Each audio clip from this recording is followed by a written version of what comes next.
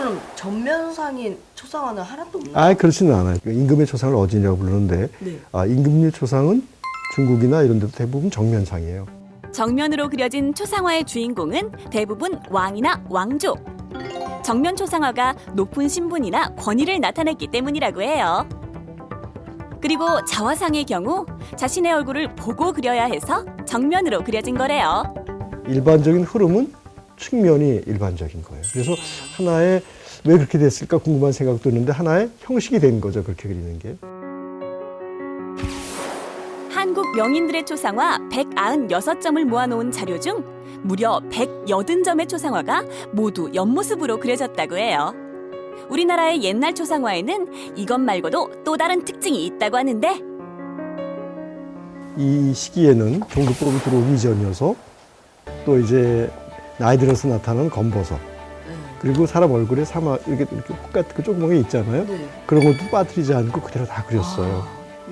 다.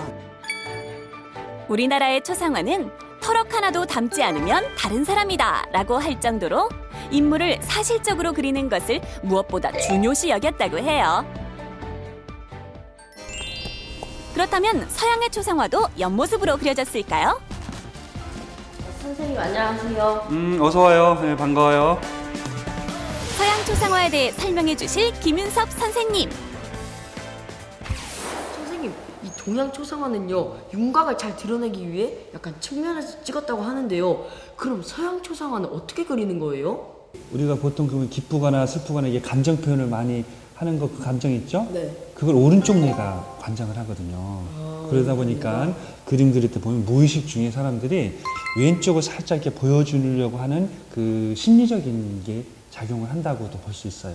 그래서 동양이나 서양이나 보면은 약간 정면에는 좀 평면적으로 보이죠? 이 인물이. 근데 약간 측면하면은 어떻게 해요? 코가 좀 오똑하게 보이죠? 윤곽이. 그래서 인물이 조금 더 사실적으로 보일 수 있게 하기 위해서 정면보다는 측면. 이런 거 보면은 이집트, 그죠? 네, 네. 이집트 피라미드 벽화죠. 이런 것도 보면은 그림들이 가장 그 사람을 자세히 또 정확하게 표현하기 위해서는 그 특징에 맞게 했거든요. 가슴은 정면을 보고 있죠. 고개가 이렇게 삐뚤어져 있는 거예요. 이렇게 정면을 옆모습 보는데 정면을 이렇게 하고 있는 거죠. 그죠?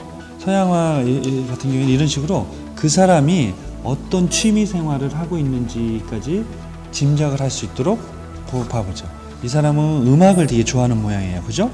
예, 이런 악기도 있고 이런 식의. 이 사람은 여행이라든가 이런 걸 좋아하는가 보죠.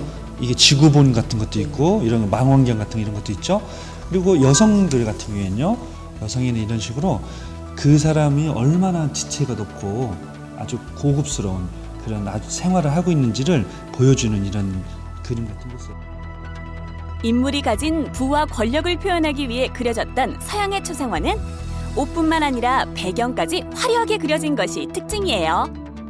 서양은 그 사람이 어떤 감정, 어떤 지위, 어떤 사람, 어느 정도의 그런 취미 생활 이런 것까지를 짐작할 수 있는 것들을 그 주변에 최대한 많이 표현을 했다면 동양은 그게 주변에는 아무것도 그리지 않은 여백을 살리는 게 보통이고 그 인물에만 중심을 뒀는데 대신에 그 인물이 왕과 신하 이런 사이에 계급이 어떤 정도 위치해 있는지만 문양으로서 이 가슴에 있는 흉배 문양으로서 표현을 하고 그런 사람의 정신세계까지 담으려고 했다. 이게 조금 다른 거예요. 옆모습으로 그려진 우리나라의 초상화에는 인물의 외형은 물론 그 사람이 가지고 있는 가치관, 성품 등 내면의 아름다움까지 담기 위해 노력했다는 걸 알 수 있었어요.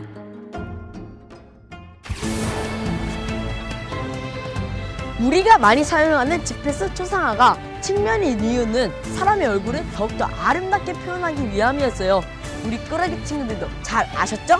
오늘도 궁금증 해결!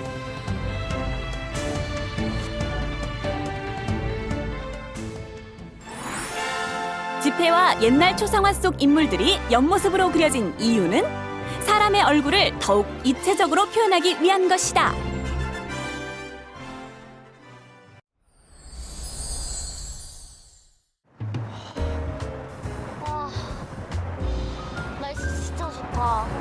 그러게. 내가 오늘 속